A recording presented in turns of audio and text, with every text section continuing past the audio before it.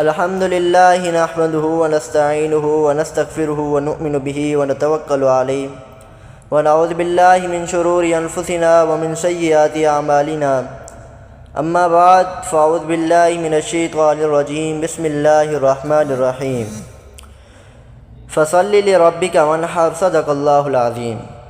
میرے معزز حاضرین، اللہ تعالیٰ نے قربانی کو حضرت ابراہیم علیہ السلام کی سنت بنایا اور ہمارے آقا محمد مصطفیٰ صلی اللہ علیہ وسلم نے اس سنت کو زندہ فرمایا۔ قربانی صرف جانور ذبح کرنے کا نام نہیں ہے، بلکہ یہ اللہ کے حکم کے سامنے جھکنے کا نام ہے۔ لیکن آج افسوس کی بات یہ ہے کہ لوگ قربانی کو صرف رسم سمجھتے ہیں، حالانکہ یہ عبادت ہے۔ جس طرح نماز عبادت ہے، روزہ عبادت ہے، اسی طرح قربانی بھی عبادت ہے۔ نبی کریم صلی اللہ علیہ وسلم نے یہ بھی فرمایا ہے کہ ابن آدم نے قربانی کے دن کوئی ایسا عمل نہیں کیا جو اللہ کے نزدیک خون بہانے سے زیادہ محبوب ہو۔ ایک اور حدیث میں حضور صلی اللہ علیہ وسلم نے یہ بھی فرمایا ہے کہ جس شخص میں قربانی کی وسعت ہو پھر بھی وہ قربانی نہ کرے تو وہ ہماری عیدگاہ کے قریب ہی نہ آئے۔ تو میرے محترم بزرگوں اور دوستوں، قربانی ہر مسلمان عاقل بالغ مقیم پر واجب ہے جو صاحب نصاب ہو، یعنی اس کے پاس ضرورت سے زائد اتنا مال ہو جو نصاب کے برابر ہو۔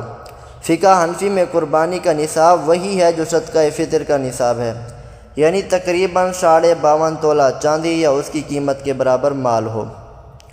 آج ایک اہم مسئلہ سن لیجئے کہ اگر گھر میں کئی بھائی ہیں اور سب الگ الگ مال کے مالک ہیں تو جس کے پاس نصاب ہو اس پر الگ قربانی واجب ہوگی، اور اگر سب ایک ہی کمانے والے پر چلتے ہوں لیکن ہر ایک صاحب نصاب نہ ہو تو صرف صاحب نصاب پر قربانی واجب ہوگی۔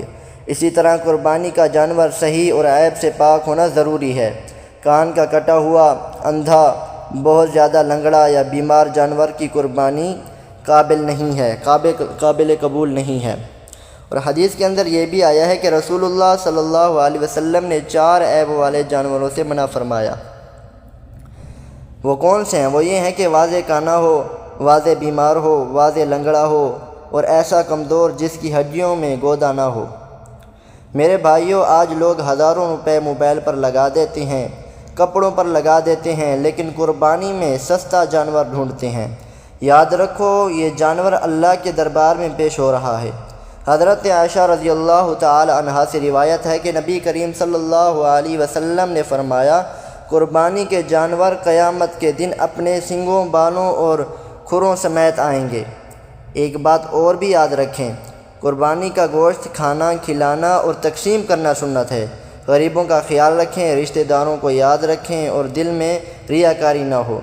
آج ہمیں حضرت ابراہیم علیہ السلام سے سیکھنا چاہیے کہ جب اللہ کا حکم آئے تو اپنی خواہشات کو قربان کر دو اللہ کی راہ میں۔ صرف جانور ذبح نہ کرو بلکہ اپنے گناہوں کو بھی قربان کر دو، اپنی نفرتوں کو بھی قربان کر دو، اپنی ضد کو قربان کر دو اور اللہ کی نافرمانی کو قربان کر دو، تب جا کر قربانی کی روح پیدا ہوگی۔ اللہ تعالی ہمیں صحیح طریقے سے قربانی کرنے، سنتوں پر عمل کرنے اور اخلاص نصیب فرمائے۔ وآخر دعوانا الحمدللہ رب العالمین۔